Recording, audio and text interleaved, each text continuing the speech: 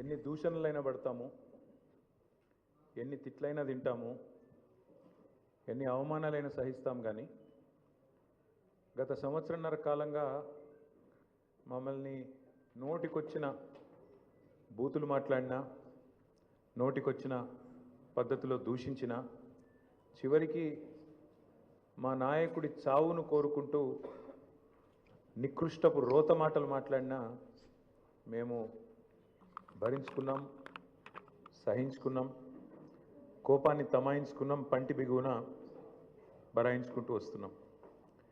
వ్యక్తులుగా మమ్మల్ని అందరినీ ఇక్కడ కూర్చున్న వాళ్ళందరినీ ఎన్ని తిట్టినా పడతాం. శాసనసభలో కానీ బయట కానీ ఎంత రోత మాటలు మాట్లాడినా పడ్డాము, పడతాం. కానీ వేల మంది త్యాగాలతో దశాబ్దాల పోరాటాల ఫలితంగా, అందులో ముఖ్యంగా ఏ రాజకీయ పార్టీ అందులో లేని నాడు,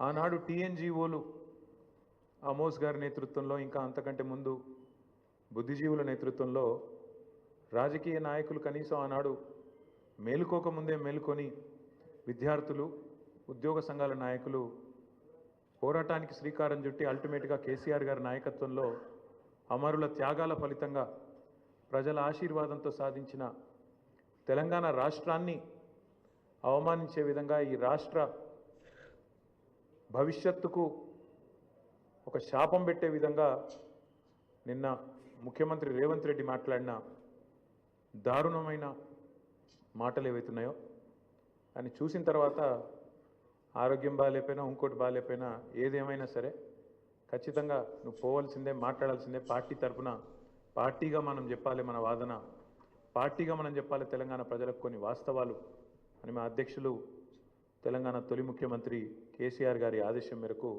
ఇవాళ మనందరం ఇక్కడ కూర్చుని ఉన్నాం. నిజంగా నిన్న రేవంత్ రెడ్డి గారు మాట్లాడిన మాటలు చూస్తే స్వతంత్ర భారతదేశ చరిత్రలోనే అత్యంత అసమర్థుడు, ఒక చేతగానివాడు, ఒక పనికిరాని దక్షత లేని పాలకుడు ఇంకొకరు లేరు ఈ దేశంలో అనేది మాత్రం తేలిపోయింది. అట్లాగే ఇంకోటి కూడా తేలిపోయింది. ఏవైతే వీళ్ళు ఒక 420 హామీలతో అభయ హస్తం అనే పేరు మీద ఇచ్చిన మేనిఫెస్టో, అందులో సబ్బండ వర్గాలకు కలిపి 420 హామీలు ఏవైతే ఇచ్చినరో, కాంగ్రెస్ మేనిఫెస్టో ఈ శతాబ్దపు అతిపెద్ద మోసం అనేది కూడా తేలిపోయింది. అట్లాగే కేసీఆర్ గారు చిలుకకు చెప్పినట్టు చెప్పిండ్రు తెలంగాణ సమాజానికి. ఢిల్లీ పార్టీలను నమ్మితే 60 ఏండ్లు గోసపడ్డం, మళ్ళా మోసపోతే ఢిల్లీ పార్టీల చేతుల్లా మళ్ళా గోసపడతాం, మళ్ళా ఆగమవుతాం అని చిలుకకు చెప్పినట్టు 100 సభలు మాట్లాడితే ప్రతి సభలో తెలంగాణ సమాజానికి ఒక అన్నగా, ఒక సోదరుడిగా, ఒక తండ్రిగా వారు చెప్పడం జరిగింది. ఆనాడు ఎన్నికల నాడు కేసీఆర్ గారు చెప్పిన ప్రతి మాట, ఢిల్లీ పార్టీలను నమ్మితే ఆగమైతే తెలంగాణ అని చెప్పిన మాట అక్షర సత్యం అని చెప్పి ఇవాళ రుజువు అయింది. ముఖ్యమంత్రి గారు మాట్లాడుతూ నన్ను ఎవరు నమ్ముతలేరు, అప్పు ఉడతలేదు, ఢిల్లీకి వెళ్తే దొంగను చూసినట్టు చూస్తుండ్రు, అపాయింట్మెంట్ కోసం పోతే చెప్పులు ఎత్తుకపోతాడేమో అని భయపడుతున్నారు. నాకు తెలిసైతే నాకు దగ్గర 48-49 ఏళ్ళు ఉన్నాయి. నేను కూడా రాజకీయాలను ఒక 35 ఏళ్ళకి వెళ్ళి చిన్నప్పటి నుంచి పేపర్లు చదివే అలవాటు ఉంది, టీవీ చూసే అలవాటు ఉంది, రాజకీయ కుటుంబంలో పుట్టినా కాబట్టి దగ్గర నేను కూడా ఒక 10-15 మంది ముఖ్యమంత్రులు వాళ్ళ నడవడిక, వాళ్ళ మాట తీరువని చూసినాను. నాకు పక్కన చాలామంది విశేషమైన అనుభవం కలిగిన వాళ్ళు ఉన్నారు. కానీ బహుశా ఇంత దివాలా కోరు మాటలు మాత్రం బహుశా ఈ దేశ చరిత్రలనే ఏ రాజకీయ నాయకుడు కూడా మాట్లాడలేదు. ముఖ్యమంత్రి కాదు, ఏ రాజకీయ నాయకుడు కూడా మాట్లాడలేదు. ఒక్క మాటలో చెప్పాలంటే రేవంత్ రెడ్డి గారు నిన్న నాకు పరిపాలన చేత కాదు అని కాడి పడేసిండని చెప్పక తప్పదు. చాలా స్పష్టంగా కాడి వారేసి నాతో కాదు అని చేతులు ఎత్తేసిండు. ఇక అయిపోయింది, నాతో కాదని నిన్న స్పష్టంగా చెప్పిండు. కానీ వారితో పాటు ఈ రాష్ట్ర ప్రజలకు కొన్ని వాస్తవాలు చెప్పాలి కాబట్టి, మా బాధ్యత కాబట్టి చెప్పాలనుకుంటా ఉన్నాం. ఎక్కడ పోయినా దొంగలాగా చూస్తున్నారో అంటున్నాడు ముఖ్యమంత్రి. మరి దొంగలెక్క కాకపోతే ఎట్లా చూస్తారు? దొంగలెక్కనే చూస్తారు. నోట్ల కట్టలతో దొరికిపోయిన దొంగను ఖచ్చితంగా దొంగనే అంటారు, దొంగనే చూస్తారు. ఒక విశ్వసనీయత లేని ఓటుకు నోటు దొంగను కాంగ్రెస్ అనే ఒక ఎర్రి పార్టీ గుడ్డిగా నమ్మి సీఎం చేసింది కానీ ఖచ్చితంగా దేశంలో మిగతా ఎవరు మాత్రం నమ్ముతలేరు. మోసగాళ్లను దొంగలను దొంగలే అంటారు ముఖ్యమంత్రి గారు. ఖచ్చితంగా అది ఈ రోజు కాదు, చివరి రోజు దాకా కూడా నీ పరిస్థితి అదే ఉంటుంది, యాద పెట్టుకొని చెప్తున్నా. తప్పు చేసింది దొంగ చేతికి తాళాలు ఇచ్చి కాంగ్రెస్ పార్టీ రాహుల్ గాంధీ గారు. ఈరోజు మే 6, 2025 నేను మీ అందరు గుర్తు చేస్తున్నా, సరిగ్గా 3 సంవత్సరాల కిందట ఇదే రోజు మే 6, 2022 నాడు రాహుల్ గాంధీ గారు వరంగల్కి వచ్చినారు. రైతు డిక్లరేషన్ అనే పేరిట ఆ రోజు రాహుల్ గాంధీ గారు చెప్పిన మాటలు 2 లక్షల రుణమాఫీ చేస్తామని, అట్లాగే రైతు భరోసా 15,000కు పెంచుతామని, అట్లాగే కౌలు రైతులకు రైతు బంధు ఇస్తామని, అట్లాగే రైతు కూలీలకు న్యాయం చేస్తామని వ్యవసాయ డిక్లరేషన్లో చెప్పి 3 సంవత్సరాలు దాటింది రాహుల్ గాంధీ గారు. అందుకే నేను అంటున్నా, తప్పు చేసింది రాహుల్ గాంధీ, తప్పు చేసింది ఏఐసిసి.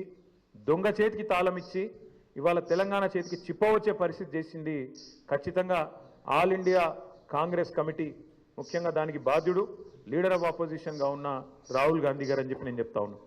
అట్లాగే ఇవాళ ఎందుకు ఈ మాటలు, ఎందుకు ఈ ఫ్రస్ట్రేషన్ అని చెప్పి ఇప్పుడు కొంతమంది మిత్రులు వారితో కలిసి మేము వస్తున్నప్పుడు ఇక్కడికి కమలాకర్ గారు, నేను మాట్లాడుకుంటూ వచ్చినాం, వెంకటరమణారెడ్డి గారు, అట్లాగే మా ప్రశాంత్ రెడ్డి గారు మాట్లాడుకుంటూ వస్తుంటే వారందరూ అన్నది మాట ఒకటే, అధికారంలోకి వస్తామని వాళ్ళు అనుకోలేదు, అడ్డగోలుగా హామీలు ఇచ్చిండ్రు, నోటికొచ్చిన చెత్తవాగుడంతా వాగిండ్రు, ఎవరేం చెప్తుంది రాసుకుంటూ వేయిండ్రు, మేనిఫెస్టో అనుకుంటా. ఇవాళ ఏం చేయాలనో తెలుస్తలేదు, వచ్చినాక మొత్తం నాశనం చేసిండ్రు. అట్లాంటి పరిస్థితి వచ్చింది కాబట్టి ఇవాళ కేవలం తప్పించుకోవడానికి, కేవలం ప్రజలను ఇక మాత్రం కాదు తప్పించుకోవడానికి మార్గాలు వెతుకుతూ, దొంగతనం చేసినాక దొంగ పారిపోయేటప్పుడు ఎట్లయితే మార్గాలు వెతుకుతాడో ఆ పద్ధతుల్లో రేవంత్ రెడ్డి గారు ఇవాళ మాట్లాడుతున్నట్టుగా ఆయన ఫ్రస్ట్రేషన్ చూస్తుంటే కనబడతా ఉన్నది. ఎన్ని మాటలు చెప్పిండండి మన రాష్ట్ర ప్రభుత్వ ఉద్యోగులకి, ఎన్ని హామీలు ఇచ్చిండు. అసలు ఉద్యోగుల గురించి, ఉద్యోగుల త్యాగాల గురించి, ఉద్యోగులు తెలంగాణ కోసం చేసిన పని గురించి రేవంత్ రెడ్డికి కనీసం ఇసుమంతన తెలుసా? అసలు ఆనాడు కేసీఆర్ గారు నిరాహార దీక్షకు పోయిందే ఉద్యోగ గర్జన సభ నుంచి. ఉద్యోగుల విషయంలో ఆనాడు ఒకసారి ఫ్రీ జోన్ హైదరాబాద్ అనే ఒక తీర్పు వస్తే దాన్ని ఖచ్చితంగా తిరస్కరిస్తున్నది తెలంగాణ సమాజం అని చెప్పి తెలంగాణ ఎన్జిఓల త్యాగాన్ని గుర్తు చేస్తూ తెలంగాణ ఎన్జిఓ అనే సంఘాన్ని ఉమ్మడి ఆంధ్రప్రదేశ్లో కూడా అత్యద్భుతంగా నడిపిన ఉద్యోగ సంఘాల నాయకులకు మా స్వామి గౌడ్ గారు ఇక్కడే ఉన్నారు, మా శ్రీనివాస్ గౌడ్ గారు ఇక్కడే ఉన్నారు, పెద్దలు దేవిప్రసాద్ గారు ఉన్నారు, పాతూరి సుధాకర్ రెడ్డి గారు ఉన్నారు, ఇంకా ఉపాధ్యాయుల నుంచి వచ్చిన మా సోదరుడు రసమయ్య బాలకృష్ణ గారు ఉన్నారు. ఇట్లా ఎంతోమంది ఆనాడు ఉద్యమంలో కదం దొక్కితే వారి త్యాగ స్ఫూర్తితో అల్టిమేట్గా తెలంగాణ వచ్చింది. కాబట్టే కేసీఆర్ గారు దేశంలో ఎక్కడ లేనట్టు కేంద్ర ప్రభుత్వ ఉద్యోగుల కంటే ఎక్కువ ఉండాలి మన తెలంగాణ ఉద్యోగుల జీతాలని చెప్పి 73% ఫిట్మెంట్ ఇచ్చిండు. ఒక స్పెషల్ ఇంక్రిమెంట్ ఇచ్చిండు, తెలంగాణ ఇంక్రిమెంట్. ఎందుకు? ఒకటే కారణం, ఉద్యోగులు వేరు మేము వేరు కాదు, ఉద్యోగులే ఉద్యమకారులై కదం దొక్కిండ్రు, ఉద్యోగులే అత్యద్భుతంగా ఆనాడు పెన్ డౌన్ చేసిన సకల జనుల సమ్మెలో తమ ఉద్యోగాలు పోతాయనే ఇబ్బంది కూడా లేకుండా, ఆలోచన కూడా లేకుండా తెలంగాణ కోసం కొట్లాడిన ఆ సోదరుల్ని ఇవాళ అవమానించడం అంటే, వాళ్లకు మిగతా రాష్ట్రంలోని ప్రజలకు చిచ్చుపెట్టే ప్రయత్నం చేయడం అంటే, ఇది ఒక ఉద్యమ ద్రోహి అయిన రేవంత్ రెడ్డి మాత్రమే చేయగలుగుతాడు తప్ప ఇంకోటి చేయలేడు. ఎందుకంటే ఆయనకు అవగాహన లేదు. ఉద్యమంలో ఆనాడు భుజం భుజం కలిసి మాతో నడిచిన ఉద్యోగులను మేము కడుపులో పెట్టుకొని చూసుకున్నాం. ఎందుకంటే వాళ్ళది మాకు పేగు బంధం. అందుకే ఒక ఉద్యోగ సంఘాల నాయకుడు మంత్రి అయిండు, మరొక నాయకుడు కౌన్సిల్ చైర్మన్ అయిండు, ఇంకొక నాయకుడు బ్రహ్మాండంగా ఆనాడు కార్పొరేషన్ చైర్మన్ అయిండు, ఇంకొక నాయకుడు ఎమ్మెల్సీ అయిండు, ఇంకొక నాయకుడు ఎమ్మెల్యే అయిండు, చాలామంది ఇంకా చాలామంది పెద్ద పెద్ద హోదాల్లో ఆనాడు ప్రభుత్వంలో ఉన్నప్పుడు వారిని గౌరవించుకున్నది కేసీఆర్ ప్రభుత్వం. ఇవాళ ఉద్యోగులు అడుగుతున్నది ఏంటి? మీరు చెప్పిందే కదా, మీరే చెప్పింది. ఒక పేజ్ నెంబర్ 28 మేనిఫెస్టో, టీఎస్ఆర్టీసీ సిబ్బంది సంక్షేమం, ఆర్టీసీ కార్మికులను ప్రభుత్వంలో విలీన ప్రక్రియ పూర్తి చేసి 2 పీఆర్సీ బకాయిలు వెంటనే చెల్లిస్తాం, వచ్చే పీఆర్సీలో ఆర్టీసీ కార్మికులను చేరుస్తాం, రాష్ట్ర ప్రభుత్వ ఉద్యోగులతో సమానంగా అన్ని వసతులు సదుపాయాలు కల్పిస్తాం, ఆర్టీసీ బస్సులకి ఏందో చెప్పింది కదా. ఇగో ఇది ఆర్టీసీ కార్మికుల గురించి మీరు చెప్పిన మాట. ఇక ప్రభుత్వ ఉద్యోగుల గురించి మీరు చెప్పిన మాటలేంది? సంక్షేమం గురించి మీరే చెప్పినారు. రాష్ట్ర ప్రభుత్వ ఉద్యోగులందరికీ పెండింగ్లో ఉన్న 3 డిఏలు తక్షణమే చెల్లిస్తాం, రాష్ట్ర వ్యాప్తంగా ఉన్న ఉద్యోగ ఉపాధ్యాయులకు 1వ తారీఖున వేతనాలు అందే విధంగా చర్య తీసుకుంటాం, సప్లిమెంటరీ బిల్లులు 15 రోజులు చెల్లిస్తాం, సిపిఎస్ విధానాన్ని రద్దు చేసి ఓపీఎస్ తెస్తాం, పెన్షనర్లకు ఉద్యోగులకు ఇచ్చే డిఏలను సకాలంలో ప్రకటించి బకాయిలను వెంటనే ఇస్తాం, 317 రద్దు చేస్తాం, కాంగ్రెస్ ప్రభుత్వం ఏర్పాటైన వెంటనే కొత్త పీఆర్సీ ప్రకటించి 6 నెలల్లోపు సిఫార్సులు అమలు చేస్తాం, కాంట్రిబ్యూషన్తో పాటు అన్ని రకాల జబ్బులు అని చెప్పి ఇంకేందేందో రకరకాల మాయమాటలు వారి కోసం చెప్పింది. ఏం అడుగుతుండ్రు ఇవాళ ఉద్యోగులు? మీరు చెప్పిందే అడుగుతుండ్రు కదా, గొంతెమ్మ కోరికలు ఏమైనా కోరిండ్రా? పీఆర్సీ చేస్తామన్నారు, ఏది అని అడుగుతుండ్రు, డిఏలు ఏవి అని అడుగుతున్నారు. కానీ ఇవాళ మీరు మాట్లాడే మాట ప్రజల ముందు ఉద్యోగులను విలన్లుగా చిత్రీకరించే ఒక చిల్లర కుట్ర ఏదైతే స్వయంగా ముఖ్యమంత్రి గారు చేస్తున్నారో వారిని వాళ్ళ తెలంగాణ ఉద్యోగుల తరఫున మేము అడుగుతున్నాం. భారత రాష్ట్ర సమితిగా అందాల పోటీలకు 250 కోట్లు ఉన్నాయి, కానీ పెన్షన్ రిటైర్ అయిన వాళ్ళకు మీకు పెన్షన్ ఇస్తుంది కానీ రిటైర్ అయిన వాళ్ళకు రిటైర్మెంట్ బెనిఫిట్స్ ఇస్తుంది కానీ పైసలు లేవా? ఇదేనా నీ ప్రభుత్వం? ఇదేనా నీ ప్రాధాన్యత? నన్ను కోసుకొని తింటారా అంటుండు ముఖ్యమంత్రి. నన్ను కోసుకొని వండుకొని తింటారా? ఇది ఒక ముఖ్యమంత్రి ప్రభుత్వ ఉద్యోగులను ఉద్దేశించి మాట్లాడిన మాట. అయ్యా ముఖ్యమంత్రి గారు, నిన్ను కోసుక తినేంత పిచ్చోడెవడు లేడు. నువ్వే నీ తలమాసిన విధానాలతో రాష్ట్రాన్ని కాల్చుక తింటున్నావు, రాష్ట్రాన్ని సంవత్సరంన్నర రాచి రంపాన పెడుతున్నావు నువ్వు. ఇది వాస్తవం. ఇలా ప్రజలు, రాష్ట్ర ప్రజలు ఒక మౌలికమైన ప్రశ్న అడుగుతున్నారు. కేసీఆర్ ఉన్నప్పుడు కరెంట్ ఎందుకు మంచిగా ఉండే, ఇప్పుడు మంచిగా ఎందుకు లేదు? కేసీఆర్ ఉన్నప్పుడు మంచినీళ్ళు ఎందుకు మంచిగా వస్తుండే, ఇప్పుడు ఎందుకు వస్తలేవు? ఎండాకాలం రాగానే మళ్ళీ ఆగం ఎందుకు అవుతుంది? మళ్ళీ బిందెలు పట్టుకొని రోడ్డు మీదకి ఎందుకు పోవాలి?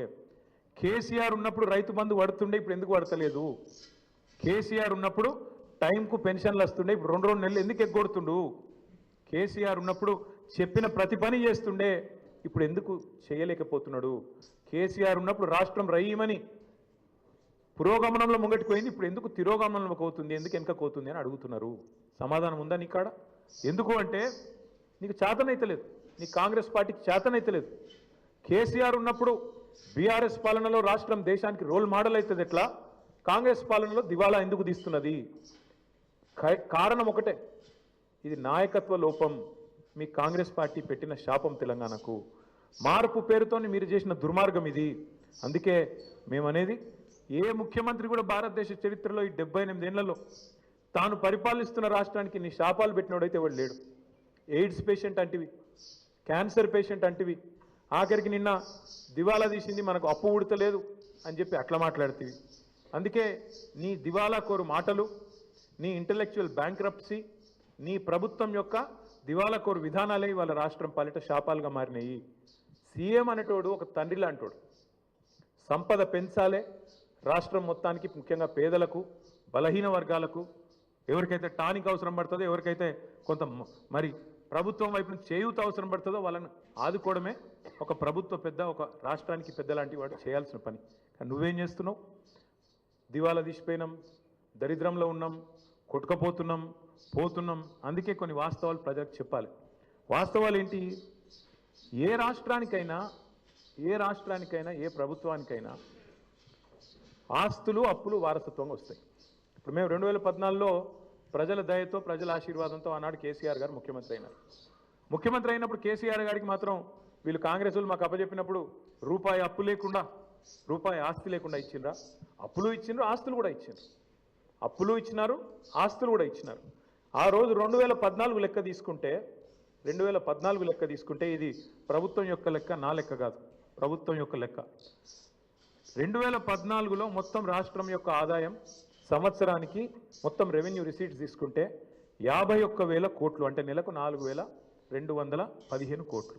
మేము దిగిపోయిన నాడు రాష్ట్రం యొక్క ఆదాయం టోటల్ రెవెన్యూ రిసీట్స్ 2,16,567 కోట్లు. అంటే మేము దిగిపోయేటప్పుడు నెలకు 18,000 కోట్లు. మరి కేసీఆర్ గద్దెనెక్కినాడు నెలకు 4,215 కోట్లు, 253 కోట్లు. కేసీఆర్ గద్దె దిగిపోయినాడు నెలకు 18,000 చిల్లర కోట్లు. మరి పెరగలేదా? రాష్ట్రం యొక్క ఆదాయం పెరగలేదా? మేము పెరిగిన ఆదాయంతో కూడిన రాష్ట్రాన్ని నీకు ఇయ్యలేదా? ఇది వాస్తవం కాదా? 2014-15లో ఆనాడు కేసీఆర్ గారు ముఖ్యమంత్రి అయిన రాజు, మీరు కాంగ్రెస్ వాళ్ళు మాకు ఇచ్చినప్పుడు రాష్ట్రం యొక్క సర్ప్లస్ ఎంత అంటే 369 కోట్లు. రెవెన్యూ సర్ప్లస్ ఆనాడు 369 కోట్లు.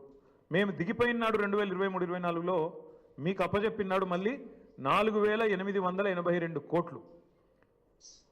మీరు ఇచ్చినాడు 369 కోట్లు ఉంటే మిగులు, మేము ఇచ్చినాడు మళ్ళీ వాపస్ మీకు 4882 కోట్లు. దీని సోర్సు ఇది సిఏజీ లెక్క, నా లెక్క కాదు, బీఆర్ఎస్ పార్టీ లెక్క కాదు, కాకి లెక్క కాదు, కాగు లెక్క. అట్లే అప్పులు తీసుకుంటే అప్పుల గురించి కూడా చెప్తా. మళ్ళా అప్పులు తీసుకున్నా ఆ రోజుకి ఈ రోజుకి మొత్తం లెక్క వివరంగా చెప్తా.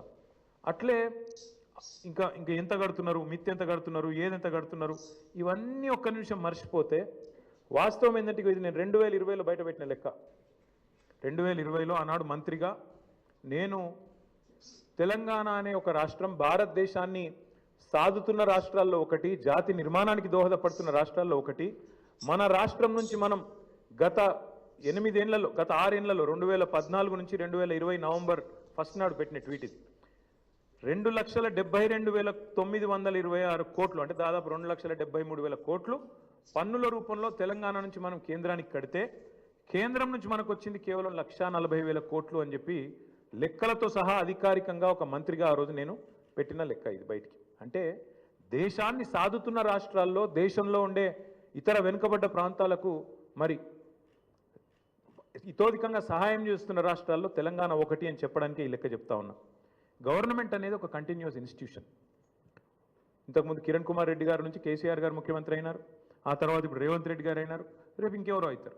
అట్లే గవర్నమెంట్ ఒకరి నుంచి ఒకరికి అధికారం బదలాయింపు జరిగినప్పుడు ఖచ్చితంగా ఆస్తులు వస్తాయి, అప్పులు వస్తాయి, కంటిన్యూస్ ప్రాసెస్. కాబట్టి ఇవన్నీ కూడా సహజంగా జరగాల్సిందే. కానీ ప్రతి ప్రభుత్వం కూడా ఉన్న ఆస్తులు ఎంత, అప్పులు ఎంత, మన వనరులు ఎంత, మన పరిస్థితి ఏంది, మన ఎట్లా సంపద సృష్టించవచ్చు, ఏం చేయొచ్చు, మన విజన్ ఏంది ఆలోచించుకొని నిర్మాణాత్మక చర్యలు కార్యక్రమాలు తీసుకొని ముంగడికి పోతుంది. కాంగ్రెస్ ప్రభుత్వం కూడా అట్లే చేస్తుందని మేము ఆశించినాం, ప్రజలు కూడా ఆశించినారు. ఇవాళ ఎంత దుర్మార్గం అండి, ఇష్టం వచ్చిన లెక్కలు చెప్తారు. ఇంత అన్యాయం అంటే శ్వేతపత్రం అని మొదలుపెట్టినారు. అధికారంలోకి వచ్చిన మొదటి 2 వారాల్లోనే శ్వేతపత్రం అని అబద్ధాల జాతర మొదలుపెట్టినారు. మొదలుపెట్టుడు 6 లక్షల కోట్లు అప్పయిందని మొదలు పెడతాడు. ఇవాళ ముఖ్యమంత్రి గారు మరి ఎన్నిసార్లు మారుస్తారో అంకే కూడా మాకు కూడా అర్థమవుతలేదు.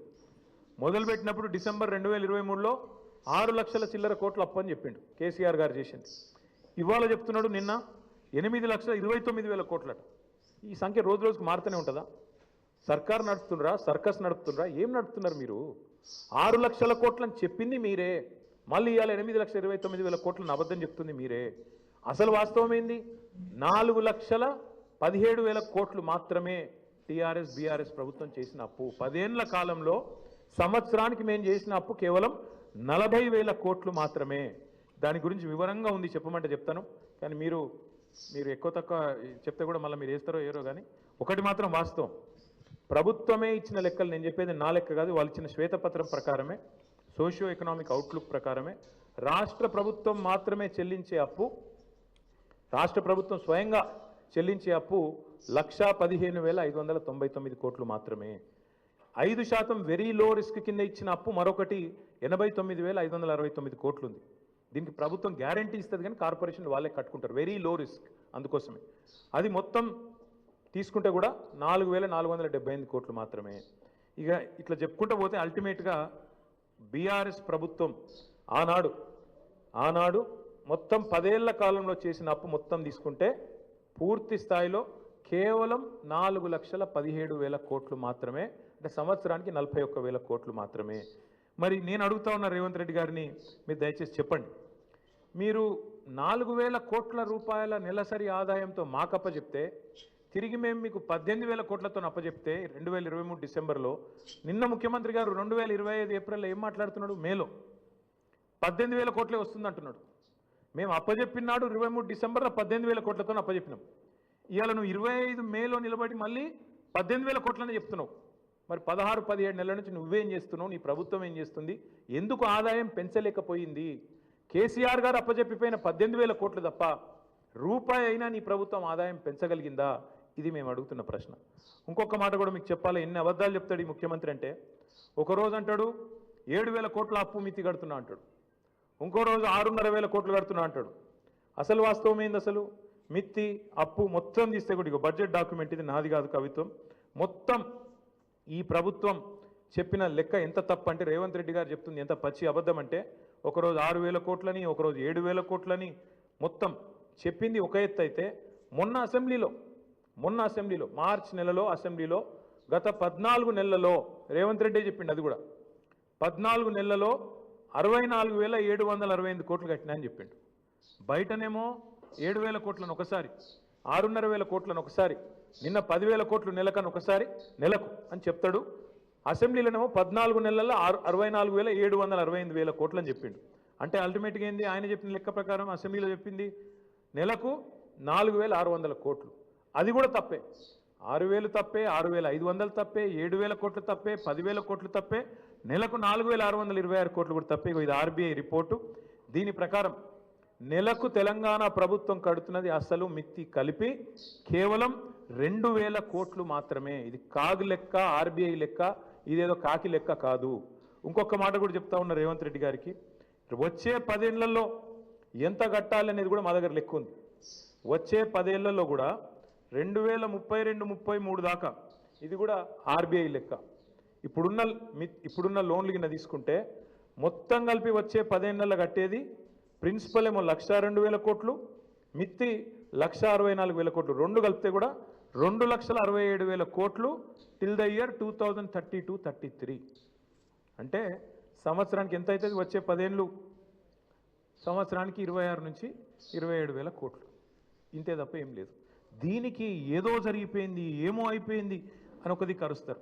వాళ్ళు ఎంపీలు క్వశ్చన్ అడిగినారు పార్లమెంట్లో, తెలంగాణ అప్పుల్లో మునిగిపోయిందట కదా, వాస్తవమేనా? ఇక పార్లమెంట్లో కేంద్ర ప్రభుత్వం ఇచ్చిన సమాధానం ఇది. మొత్తం 28 రాష్ట్రాలు ఉంటే తెలంగాణ 24వ ర్యాంకులో ఉంది. అప్పులు జిఎస్డిపి నిష్పత్తి తీసుకుంటే చాలా ఆరోగ్యకరమైన పరిస్థితి ఉంది తెలంగాణది. 24th ర్యాంక్ తెలంగాణదని చెప్పి కేంద్ర ప్రభుత్వం స్వయంగా పార్లమెంట్లో ఇచ్చిన లిఖితపూర్వకమైన సమాధానం. మరి ఎవరు అబద్ధం చెప్తున్నారు, ఎవరు నిజం చెప్తున్నారు? దయచేసి ప్రజలు కూడా ఆలోచించాలని మేము కోరుతా ఉన్నాం. గడిచిన 10 ఏళ్లలో తలసరి ఆదాయంలో భారతదేశంలో నెంబర్ 1 చేసిండ్రు కేసీఆర్ గారు తెలంగాణ. మాకు అప్పజెప్పిపోయినాడు కిరణ్ కుమార్ రెడ్డి గారు, తెలంగాణ అనే రాష్ట్రం 12వ స్థానంలో ఉండే తలసరి ఆదాయంలో. కానీ మేము దిగిపోయినాడు నెంబర్ 1 స్థానానికి తీసుకుపోయింది కేసీఆర్ ప్రభుత్వం కాదా? అట్లాగే ఆర్థికంగా రాష్ట్రాన్ని పరుగులు పెట్టించి దేశంలోనే అగ్రగామిగా తయారు చేసి బంగారు పల్లెంలో పెట్టి నీకు అధికారం అప్పచెప్తే 17 నెలల కాలంలోనే అస్తవ్యస్తం చేసింది నువ్వు కాదా? అస్తవ్యస్తం చేసినావని ఉత్తగానే అంటలేను నేను. ఒక్క చిన్న ఎగ్జాంపుల్ మీకు చెప్తా. స్టాంప్స్ అండ్ రిజిస్ట్రేషన్ 4 ప్రధానమైన ఆదాయ వనరులు ఉంటాయి ఒక రాష్ట్ర ప్రభుత్వానికి. సొంత పన్నుల రూపంలో వచ్చే ఆదాయం తీసుకుంటే 4 హెడ్స్ ఉంటాయి. ఒకటి స్టాంప్స్ అండ్ రిజిస్ట్రేషన్, అంటే మనం ఫ్లాట్ కొన్నప్పుడు కానీ, ప్లాట్ కొన్నప్పుడు కానీ, ల్యాండ్ కొన్నప్పుడు కానీ కడతాం కదా ప్రభుత్వానికి స్టాంప్ డ్యూటీ, అది. రెండవది వెహికల్ సేల్స్, అంటే బండి కొన్నప్పుడు కట్టే పన్ను. మూడవది నువ్వు రోజు కొనుక్కునే కూరగాయలు కానీ, నువ్వు రోజు కొనుక్కునే పప్పు ఉప్పు కానీ దాని మీద కట్టే పన్ను జిఎస్టీ రూపంలో వస్తుంది ప్రభుత్వానికి. నాలుగవది లిక్కర్ మీద వచ్చే ఎక్సైజ్ ట్యాక్స్. ఈ 4 హెడ్స్ నుంచే మీకు దగ్గర 80% ఆదాయం ఒక ప్రభుత్వానికి వస్తుంది. రేవంత్ రెడ్డి ఎంత గొప్పోడంటే ఈయన వచ్చినాక స్టాంప్స్ రిజిస్ట్రేషన్స్ వీళ్ళు అంచనా వేసింది మేము 2023-24లో కేసీఆర్ ప్రభుత్వం ఉన్నప్పుడు సంవత్సరానికి 14,295 కోట్ల ఆదాయం వచ్చేది. వీళ్ళ ప్రభుత్వం వచ్చినాక వీళ్ళు ఏం చేసిండ్రు, మేము చాలా పెద్ద పోటుగాళ్ళం, రియల్ ఎస్టేట్ అంటేనే రేవంత్ రెడ్డి అంటేనే రియల్ ఎస్టేట్ అని చెప్పి 2024-25 సంవత్సరానికి గాను ఒక 4,000 కోట్లు ఎక్కువ వేసుకున్నారు. అంచనా ఎంత వేసారంటే 18,000 కోట్ల పైచిలకు ఆదాయం వస్తుంది రాష్ట్రానికి అని లెక్కలేసిండ్రు. కానీ ఎంత వచ్చింది ఎవరికైనా? 14,000 కోట్లు మాత్రమే వచ్చింది. గత సంవత్సరం కంటే తగ్గింది. ఎందుకు తగ్గింది మరి? ఎందుకంటే మీ తప్పుడు నిర్ణయాలు, మీ తప్పుడు ఆలోచనలు.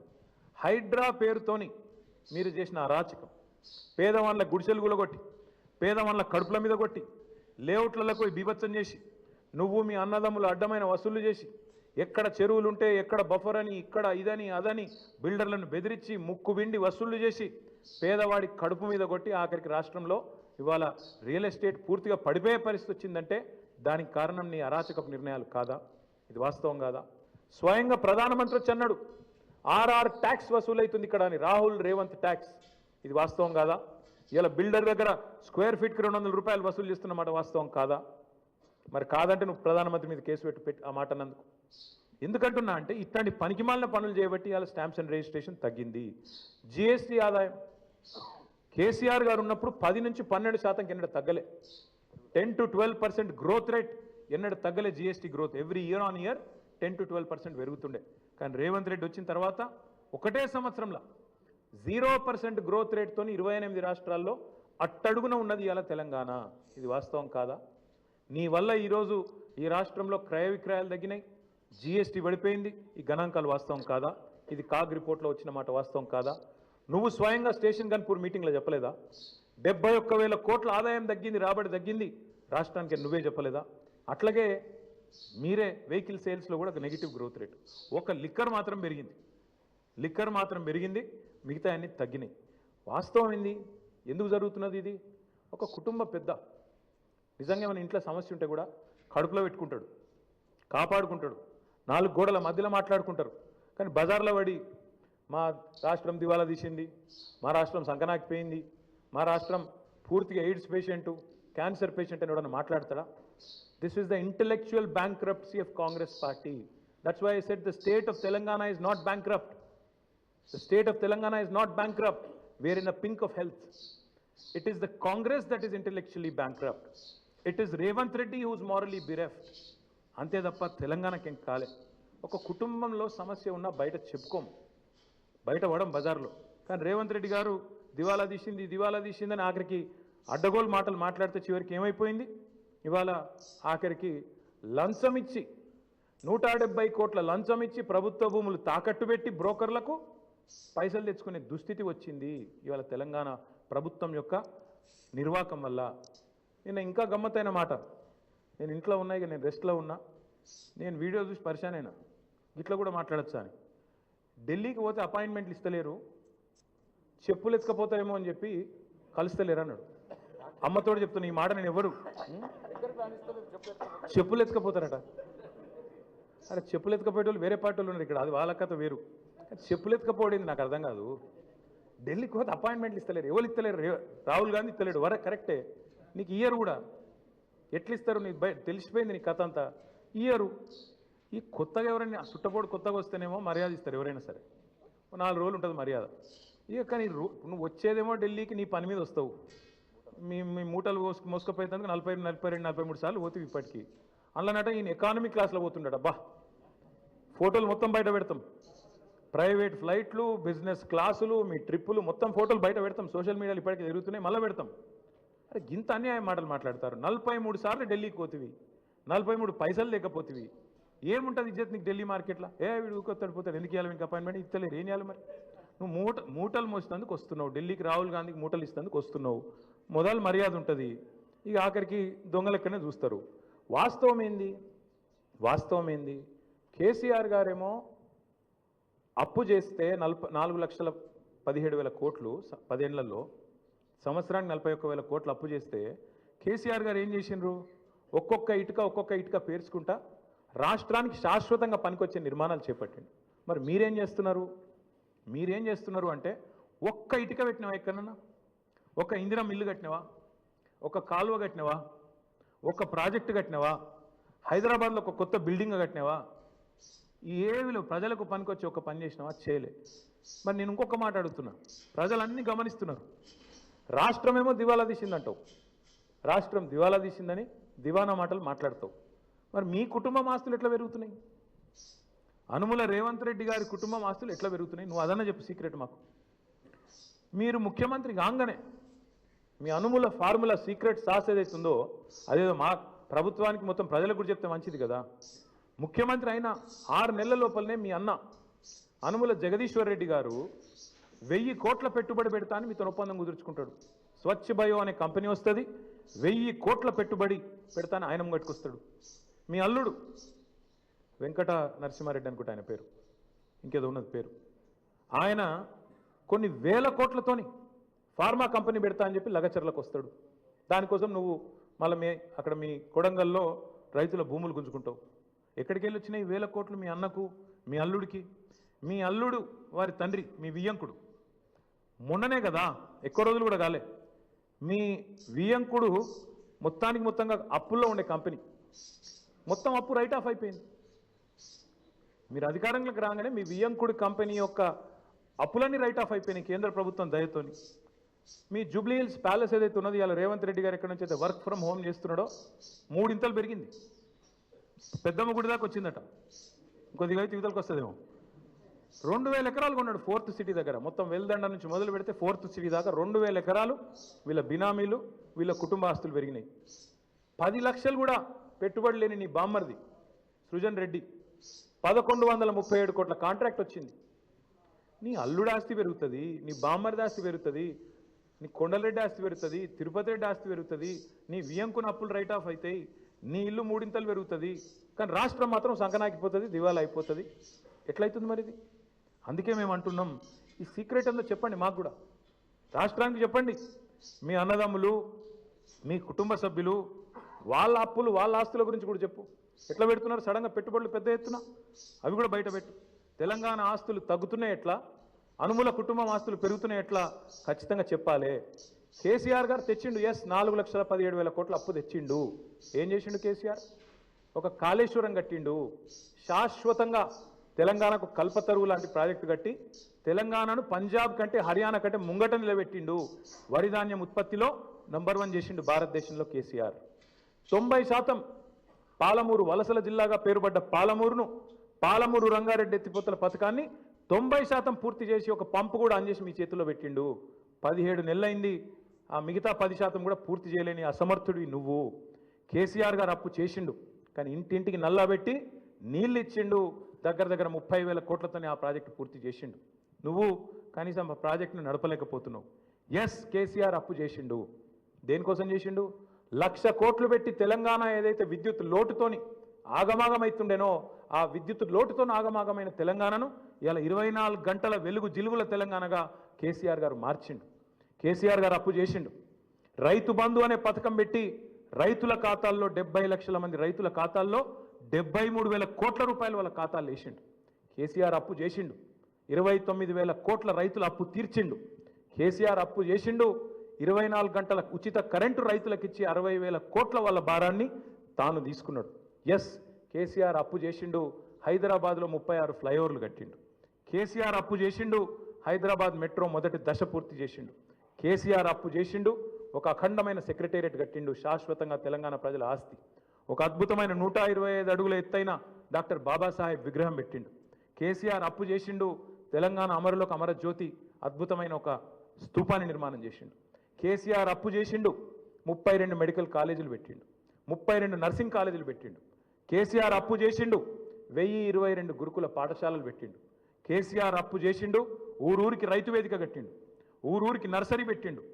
ఊరూరికి డంపింగ్ యార్డ్ కట్టిండు. వైకుంఠ ధామం కట్టిండు. ప్రకృతి వనం కట్టిండు. నువ్వు పీకింది ఏంది చెప్పు? కలెక్టరేట్లు కూడా కట్టిండు. 32 జిల్లాలు కట్టిండు. నువ్వేం చేసినావు? 1,70,000 కోట్ల. నేను చెప్పమంటే ఇంకో గంట చెప్తా కేసీఆర్ ఏం చేసిండు. మీరేం చేశారు? నువ్వు రోజు కూర్చొని అందాల పోటీలు రివ్యూ చేస్తున్న పోలీస్ కమాండ్ కంట్రోల్ సెంటర్ కూడా కేసీఆరే కట్టిండు. నువ్వేం చేసినావు? ఈ 17 నెలల్లో ఒక్క రూపాయితో ఒక్క ఇటుక పెట్టి నువ్వు తెచ్చిన 1,70,000 కోట్ల అప్పుతోని ఒక్క మంచి పని ఏమైనా చేసినావా చెప్పు. అందుకే మేము అంటున్నాం. ఇంకా విచిత్రమైన మాట నిన్న నేను ఎకానమీ క్లాస్లో పోతున్నా, నేను చాలా పద్ధతిగా ఉంటున్నా, 18 గంటలు పని చేస్తున్నా, నన్ను కోసుక తింటరా అయింది. కోసుక తింటేందుకు ఏమైనా కోతాబరి మామిడికాయ అయింది నాకు అర్థం కాదు. నన్ను కోసుక తింటారా? అర్థం కాని విషయం విచిత్రమైంది. 43 సార్లు వేయిండు. ఒక ముఖ్యమంత్రి అంటాడు తుత్తనే పోతాడా? గడ్డపారలేక పోడు కదా. ఆయన ఎంబడ 100 మాగదులు, సిబ్బంది, మన్ను మశానం, ఆయన ఇంకా బ్రోకర్లు, వాళ్ళు వీళ్ళు మస్తు మంది పోతారు. 17 నెలల్లో 43 సార్లు నువ్వు ఢిల్లీకి ఎక్కే విమానం, దిగే విమానం, తెచ్చిందైతే ఏం లేదు. పెట్టిన ఖర్చు ఎంత? శ్వేతపత్రం విడుదల చేయి. 17 నెలల్లో నీ మంత్రులు నల్గొండకు పోయితందుకు గిరికెళ్ళి 100 కిలోమీటర్లు పోయితందుకు కూడా షేర్ ఆటో వాడినట్టు వాడుతారు హెలికాప్టర్ని. చూస్తలేరా మీరు? కొట్టుకుంటారు. ఇంకా భువనగిరి పోతాను, ఎమ్మెల్యేల బర్త్డేలకు హెలికాప్టర్లో పోతాను. వీళ్ళట చాలా పద్ధతిగా నడుపుతున్నారు. షేర్ ఆటో కంటే అధ్వానంగా వాడుతారు వాస్తవంగా అయితే. హెలికాప్టర్ ఉంటే తప్ప హైదరాబాద్ దాటిపోమంటుండే ఒక్కొక్క మంత్రి. ఈ ఎకానమీ క్లాస్ అంటాడు ముఖ్యమంత్రి. నువ్వు ఎక్కే విమానం, దిగే విమానం మేము చూస్తలేమా? అరే ప్రైవేట్ ఫ్లైట్లు, జల్సాలు, 7 విదేశీ యాత్రలు, మీ మంత్రుల హెలికాప్టర్ ట్రిప్పులు విడుదల చేయి, శ్వేతపత్రం విడుదల చేయి. అందుకే అంటున్నాం, అక్కసు వెళ్ళగక్కిన ముఖ్యమంత్రి గారు ప్రభుత్వ ఉద్యోగుల మీద. వాస్తవం ఏంది? ఉద్యోగుల వల్ల దివాలా తీసిందని చెప్పి ఇలా నువ్వు దిక్కుమాల ప్రచారం చేస్తున్నావు. కష్టపడుతున్న ఉద్యోగస్తులను అవమానించే ప్రయత్నం చేస్తున్నావు. వాళ్ళ కోరికలు గొంతమ్మ కోరికలు అంటున్నావు. నువ్వే కదా చెప్పింది. డిఏలు ఇస్తా అని చెప్పింది నువ్వు, పిఆర్సీ వేస్తా అని చెప్పింది నువ్వు. కానీ ఇలా అడ్డమైన మాటలు మాట్లాడుతుంది నువ్వు. రాష్ట్రంలో ప్రభుత్వ ఉద్యోగుల కష్టంతో, ప్రజల కష్టంతో వచ్చిన ఆదాయాన్ని వస్తే ఆదాయమేమో నీ ఖాతాలు వేసుకుంటావు, ఢిల్లీకి మూటలు పంపుతావు. కానీ ఉద్యోగులను మాత్రం ప్రజల దృష్టిలో చులకన చేసే ప్రయత్నం ఏదైతే చేస్తున్నావో చాలా చాలా దారుణం ఇది. ఉద్యోగ సంఘాలు కూడా ఈ దుర్మార్గపు ముఖ్యమంత్రి యొక్క ఆలోచన విధానాన్ని అర్థం చేసుకోవాలని చెప్పి కూడా నేను కోరుతా ఉన్నా. నువ్వే కదా చెప్పింది, ఆశాలకు 18,000 రూపాయలు జీతం పెంచుతా అని చెప్పింది ఎవడు? నువ్వు కాదా? అంగన్వాడీలో జీతం పెంచుతా అని చెప్పింది ఎవడు? నువ్వు కాదా? అదే ఆశా సోదరిమణులు మా ఆడబిడ్డలు వచ్చి హైదరాబాద్లో ధర్నాలు చేస్తే చీరలు చింపి కొడతారు, చీరలు గుంజుకుంటా చింపుకుంటా దుశ్శాసన పర్వాన్ని సెక్రటేరియట్ ముందు ఆవిష్కరించింది నువ్వు కాదా రేవంత్ రెడ్డి గారు? ఇంతకంటే చిల్లర ముఖ్యమంత్రి ఎవడన్నా ఉంటాడా? అందుకే అంటున్నా, ముఖ్యమంత్రి గారు, ఉద్యోగులు జీతాలు అడగొద్దు, ఆర్టీసీ కార్మికులు అపాయింటెడ్ డే అడగద్దు, ఆశాలు జీతం పెంచమని మీరు ఇచ్చిన మాట యాద్ చేయొద్దు, ప్రజలు మీరు ఇచ్చిన 6 గ్యారంటీలు అడగద్దు, 420 హామీలు అడగద్దు. నువ్వే అన్నావు కదా అన్నాడు, కేసీఆర్ లీటర్కు 30 రూపాయలు వేసుకపోతుండు పెట్రోల్ డీజిల్ లాంటివి. ఇప్పుడు అంటున్నాడు రేవంత్ రెడ్డి గారు నిన్న 200 రూపాయలు చేస్తారట పెట్రోల్. విన్నారో లేదో మరి మీరు? 200 చేస్తారట ఇప్పుడు. అందుకే నేను అంటున్నా, ధరలు పెంచుడు కాదు, బుర్ర పెంచుకో, సంపద పెంచి ఆలోచన చెయ్యి, అంతేగాని అడ్డమైన మాటలు కాదు. With great power comes great responsibility. ఒక పెద్ద హోదా వచ్చినప్పుడు ఆ హోదాకు తగ్గే విధంగా ప్రవర్తించే సంస్కారం ఉండాలి, వ్యక్తిత్వం ఉండాలి. ప్రతిపక్ష నాయకుడిని, తెలంగాణ తొలి ముఖ్యమంత్రిని, తెలంగాణ తెచ్చిన నాయకుడిని పట్టుకొని ఆయన సావు నిరంతరం కోరుకుంటావు. నువ్వు ముఖ్యమంత్రివా? ఇంతకంటే హీనమైన మనిషి ఉంటాడా ఇంకోడు? ఎన్నిసార్లు ఉన్నావు ఇప్పటికీ? ఆ పెద్ద మనిషిని పట్టుకొని, 71 ఏళ్ళ పెద్ద మనిషిని పట్టుకొని నోటికి వచ్చినట్టు నీకు సిగ్గు సంస్కారం ఏమైనా ఉందా? ఇలా ఉద్యోగుల మీద పడ్డావు. ఏ ఉద్యోగులైతే అదే కేసీఆర్ ఎంబడి నడిచినరో ఆ ఉద్యోగులను, ఆ ఉపాధ్యాయులను చిన్నగా చేసి చూపెట్టే దిక్కుమాలిన ప్రయత్నం ఏదైతే చేస్తున్నావో, అందుకే నేను అడుగుతా ఉన్నా, నీ కోసం, నీ పార్టీ కోసం, నీ అవసరాల కోసం ఉద్యోగులను మోసం చేయకు. నాకైతే ఏమనిపిస్తుందంటే చివరిగా ఈ ముఖ్యమంత్రి గారి ప్రవర్తన చూస్తుంటే ఆ పాట పెట్టిండు ఎలక్షన్లప్పుడు, ఆనాటి రోజులు తెస్తాడు రేవంత్ అన్న అని. నిజంగానే తెస్తాడు ఆనాటి రోజులు. ఆనాటి రోజులు అంటే ఇక రేపో మాపో ముఖ్యమంత్రి గారు అందరు కలిసి ప్రెస్ మీట్ పెడతారు. ఇక రాష్ట్ర ఆర్థిక పరిస్థితి బాగలేదు, మా పరిస్థితి అసలే బాగలేదు, కాబట్టి ఇక పెండింగ్ డిఏలు కాదు, రిటైర్మెంట్ బెనిఫిట్లు కొత్తవి కాదు, పిఆర్సీ కాదు, మీకు 73% కేసీఆర్ ఏదైతే జీతం పెంచిండో అది వాపసు ఇయ్యండి, జర రికవరీ యాక్ట్ కింద తీసుకుంటాం వెనుకకు, వాపసు ఇవ్వండి, మళ్ళీ పాత రోజులకు పోదాం, ఆనాటి రోజులకు పోదాం, 2014 నాటి రోజులకని గ్యారంటీ అంటాడు. 2000 పెన్షన్ ఏదైతే ముసలిలో కేసీఆర్ ఇచ్చిండో ఇక లాభం లేదు, ఆనాటి రోజులకు పోదాం, 200 పెన్షన్ కోదామని చెప్పి అవి కూడా వాపసు తీసుకుంటాడు. అట్లాగే ఇదివరకున్న పరిస్థితి ఏదైతే ఉన్నదో, వృద్ధులు, వితంతువులు, ఒంటరి మహిళలు పెన్షన్లు వాపసు చేయండి, బీడీ కార్మికులు అనే పరిస్థితి వస్తుంది. ఆఖరికి ఏమంటాడు, ఇక ప్రభుత్వం నడపాలంటే నాతో అయితలేదు, ఇక చందాలు వేసుకుని నడపాలి, తలా ఇంత చందా ఇయ్యండి, ఇస్తే మేము నడుపుతా ప్రభుత్వం, ఇక లేకపోతే అది కూడా నాతో అయితలేదు అని చెప్పి ఎత్తేస్తాడు. అందుకే మా నాయకుడు కేసీఆర్ గారు చెప్పిండ్రు, మొదటి రోజే చెప్పిండు, చిన్న వయసులో అవకాశం వచ్చింది, మంచిగా నడుపు. పరిపాలన అంటే బజారు భాష మాట్లాడినంత ఈజీ కాదు. ప్రభుత్వాన్ని నడపడం, ఒక రాష్ట్రాన్ని నడపడం అంటే బజారు భాష మాట్లాడి, లేకు మాటలు మాట్లాడి పైశాచిక ఆనందం పొందడం కాదు. అందుకే యాద్ చేస్తున్నాం మేము, మింగ మెతుకులేదు కానీ మీసాలకు సంపెంగ నూనెనట. ఇదే ముఖ్యమంత్రి గారు ఒక దిక్కేమో ఇట్లా బీదరుపులు అరుస్తాడు, అప్పు ఉడతలేదు, నా బతుకు ఆగమైపోయింది, మార్కెట్లో నాకు ఏమి పతార లేదు, అపాయింట్మెంట్ దొరకలేదు, చెప్పులు ఎత్తుకపోతాడేమో అన్నట్టు దొంగను చూసినట్టు చూస్తుండ్రు అని ఒక దిక్కు చెప్తాడు. ఇంకో దిక్కేమో తెలంగాణ రైజింగ్, ఫ్యూచర్ సిటీ, 1,50,000 కోట్లు మూసి, ఇంకోటేందో 50,000 కోట్లు. నేను అడుగుతున్నా, మింగ మెచ్చుకోలేదు కానీ మీసాలకు సంపెంగ నూనెనా? 420 హామీలు ఇచ్చినావు, ఒక్క హామీ అమలు చేసేందుకు పైసలు లేవు, ముసలోళ్ళకు పెన్షన్లు ఇచ్చేందుకు పైసలు లేవు, ఆడపిల్లలకు నెలకు 2,500 అంటివి దానికి పైసలు లేవు, స్కూటీలు అంటివి పైసలు లేవు, తులం బంగారం పైసలు లేవు, రైతు బంధుకు పైసలు లేవు, దేనికి లేవు కానీ 1,50,000 కోట్ల సోకులకు మాత్రం ఉన్నాయంట. అందుకే ప్రజలు అడుగుతున్నారు, ఖచ్చితంగా ప్రజల తరఫున మేము అడుగుతున్నాం, వదిలిపెట్టం. ఎట్టి పరిస్థితుల్లో ఈ ముఖ్యమంత్రి గారు నిన్న చేసిన మాటలకు ఒకవేళ నిజంగానే పరిపాలన చేత కాకపోతే తప్పుకో, రాజీనామా పెట్టు, నాతో అయితలేదు, ఢిల్లీకి మూటలు పంపుడు, ఇక్కడ మేనేజ్ చేసుడు నాతో అయితలేదు, ఇక నేను చేతులు ఎత్తేస్తున్నా, నేను కూడా ఐపీ డిక్లేర్ చేస్తున్నా అని వెళ్ళిపో. అంతేగాని రోజు తెలంగాణ రాష్ట్రాన్ని తిడతా ఉంటే మాత్రం ఇక్కడ దాకా ఉపేక్షించడం ఇక మాత్రం ఊరుకోము. కేసీఆర్ గారిని కూడా ఇంకా చివరిసారి చెప్తున్నాం, ముఖ్యమంత్రి గారు, కేసీఆర్ గారిని ఇప్పటిదాకా ఎన్ని మాటలన్నా పడ్డం, ఇక్కడ నుంచి కేసీఆర్ గారిని నువ్వు వ్యక్తిగతంగా దూషిస్తే మాత్రం నీ నాలిక చీరేసే రోజు కూడా వస్తుంది, తప్పకుండా యాది పెట్టుకో. ఎవడు 100 సంవత్సరాల కోసం పుట్టలేదు, ఎవడు 1000 సంవత్సరాలు ఉండడు. పక్కా చెప్తున్నాం, ముమ్మాడికి మళ్ళీ అధికారంలోకి వచ్చేది బీఆర్ఎస్ఏ. నువ్వు చేసిన నీ దిక్కుమాలిన పరిపాలన వల్ల అతలాకుతలమైన రాష్ట్రాన్ని మళ్ళా గాడిన పెట్టే సత్తా ఉన్న నాయకుడు కేసీఆర్ గారు మాత్రమే. అందుకే వాళ్ళ రాష్ట్ర ప్రజలు నీకు చేత కాకపోతే క్షమాపణ చెప్పు, అడ్డమైన హామీలు ఇచ్చినందుకు క్షమాపణ చెప్పి తప్పుకో, అంతేగాని రాష్ట్రాన్ని నిందించడం, దూషించడం మానుకోవాలని చెప్పి ఈ అసమర్థ ముఖ్యమంత్రికి చెబుతూ, మిత్రులకు ఏమన్నా ప్రశ్నలు ఉంటే అడగండి, లేదంటే we can conclude. Thank you అన్నా.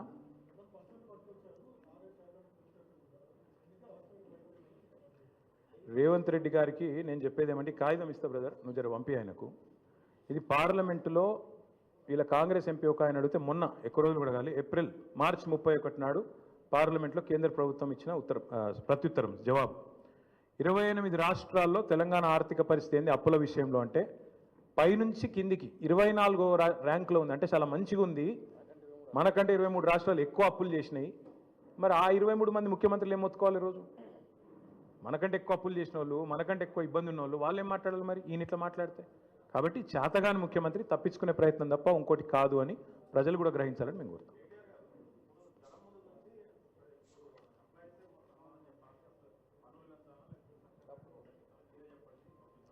మేము ఒకటే చెప్తున్నాం బ్రదర్, మరి ఇవన్నీ హామీలు ఇచ్చే ముందు చేయాలి ఆలోచనలు. ఆ రోజు ఏమన్నారు ఇదే ముఖ్యమంత్రి గారు, డిప్యూటీ సీఎం గారు అన్నాడు, మీకు మరి ఇన్ని హామీలు ఇస్తున్నారు, అడ్డగోలు మాటలు చెప్తున్నారు, ఎట్లా చేస్తారు అని అడిగితే మాకు చాలా తెలివి ఉంది, మా పార్టీకి 120 సంవత్సరాల చరిత్ర ఉంది, దేశంలోనే ధనిక రాష్ట్రం తెలంగాణ, కాబట్టి ఉద్యోగులే చేస్తాం, పేదవాళ్ళే చేస్తాం, అన్నీ చేస్తాం, సబ్కే లియే సబ్ కుచ్ కరేంగే, అందరికీ అన్నీ. ఇప్పుడు మాత్రం ఏది కాదు మాతోని మొత్తం చేతులు ఎత్తేసి పారిపోతాం అంటున్నారు. ఈ దివాలా, అందుకే అంటున్నాను నేను, బ్యాంక్రప్ట్ అయింది, దివాలా తీసింది రాష్ట్రం కాదు, దివాలా తీసింది ముఖ్యమంత్రి, మంత్రుల బుర్రలు, కాంగ్రెస్ పార్టీ దివాలా.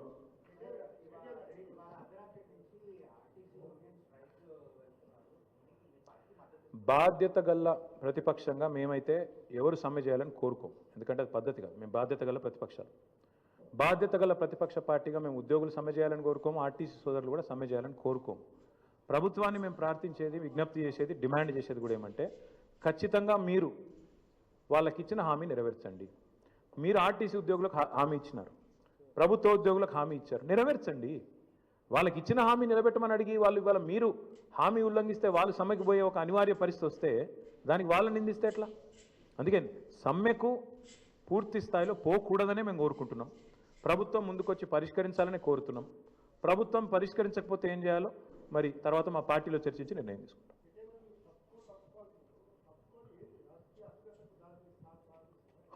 ఇప్పుడు బాగా స్థిరంగా ఉందా రాజకీయం? రేవంత్ రెడ్డి వచ్చినాక ఏది స్థిరంగా ఉంది బ్రదర్? ఆయన కుర్చీ కూడా స్థిరంగా లేదు నిజంగా చెప్పానంటే. అందుకే 43 సార్లు ఢిల్లీకి ఎక్కే విమానం, దిగే విమానం. ఈ రాష్ట్రంలో ఇప్పుడున్న పరిస్థితి ఏంటంటే ఏ మనిషి కూడా ఈ రాష్ట్రంలో ప్రస్తుతం సంతోషంగా లేడు. పోనీ రేవంత్ రెడ్డి అయినా సంతోషంగా ఉన్నాడు అంటే నేను ఆయన ఫ్రస్ట్రేషన్ అంటే మాకు డౌట్ వస్తుంది. ఆయన నిజంగా ఆయనలో ఒక అపరిస్థితుడు ఉన్నాడు. నేను అసెంబ్లీలో కూడా చెప్పినా, మళ్ళీ కూడా చెప్తా ఉన్నా. ఒక రాము ఉన్నాడు, ఒక రెమో ఉన్నాడు. ఒకడు అట్లా మాట్లాడతాడు, ఒకటి ఇట్లా మాట్లాడతాడు. ఒకడేమో అప్పు ఉడతలేదు అంటాడు, ఇంకోటేమో 1,70,000 కోట్ల అప్పు చేసిండు, నెలకు 10,000 కోట్ల అప్పు చేస్తున్నాడు. అందుకే ఎవరు కరెక్ట్ మాకు అర్థమవుతలేదు. మరి ముఖ్యమంత్రి గారు 18 గంటలు పని చేయబట్టి నేను ఆయన మాట్లాడుతుంటే నాకు ఆశ్చర్యం అనిపించింది. పేపర్లో చూస్తే కానీ తెలియలేదట ఆయనకు సమరం డిక్లేర్ చేసిర్రు అని. ఉద్యోగులు యుద్ధం ప్రకటించినది పేపర్ చూసేదాకా ముఖ్యమంత్రికి తెలియలేదట. మరి 18 గంటలు పనిచేసే ముఖ్యమంత్రికి ఆయన కింద పనిచేసే ప్రభుత్వ ఉద్యోగులలో ఉండే అసంతృప్తి తెలియదా? లేకపోతే ఆయన కింద పనిచేసే ప్రభుత్వ ఉద్యోగులకు ఇచ్చిన హామీలు మర్చిపోయిందా? ప్రభుత్వ ఉద్యోగుల సమ్మె విషయం కానీ వాళ్ళు చేసే పోరాటం విషయం కానీ పేపర్ చదివితే కానీ తెలియని వ్యక్తికి ముఖ్యమంత్రిగా ఉండే అర్హత ఉందా? నేను అందుకే అడుగుతా ఉన్నా. Thank you. ఎన్నికలకు ముందు సరిగ్గా 2022 తుమ్మల నాగేశ్వరరావు గారు అడగాల్సింది ప్రజలనో ప్రతిపక్షాలనో కాదు, వాళ్ళ నాయకుడు రాహుల్ గాంధీ గారు మే 6, 2022 నాడు వరంగల్లో కిసాన్ డిక్లరేషన్ పేరిట ఇచ్చిన హామీలు అమలు చేయాలని కోరుతున్నాం మేము. ఒకవేళ రాహుల్ గాంధీ చెప్పిన మాట తప్పు, రాహుల్ గాంధీకి రాజకీయం చేత కాదు, రాహుల్ గాంధీ ప్రజలను మోసం చేయడానికి ఇవన్నీ చెప్పింది అనుకుంటే తుమ్మల నాగేశ్వరరావు గారు తేల్చుకోవాల్సింది రాష్ట్ర వ్యవసాయ మంత్రి గారు, వాళ్ళ నాయకుడు రాహుల్ గాంధీ గారితో తప్ప మాతో కాదు. Thank you. Yes sir.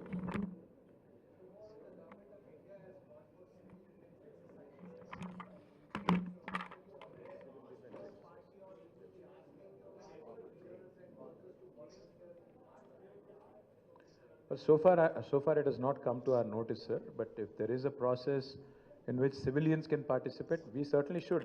See, as a country, we believe our security is paramount. Without a question, when it comes to a calamity, without a question, when it comes to national safety, I think it's important that all of us participate, cutting across party lines. It has not come to my notice, but if that is the case and if people want to participate, I think they should be encouraged. Thank you. Naakem telusu anna.